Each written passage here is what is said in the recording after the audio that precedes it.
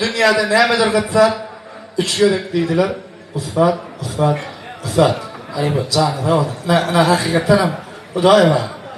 Şu an Türk mezunumuzda 5 tane bakışın atlarım oldu. Siz şoran nayvaşlarını bir yeter. Bu ya Atavay Halipa neyel hormat koyam orada. Baldaganca neyel ezberde şolaya hormat badır. Yine benler ahli şey tunğul işgərləri il içinde bir eşleyen görüyen atlamasına gelse kanıza var Halipa. Çok sağ ol Cemcan. Çok sağ ol. Toy devam edelim.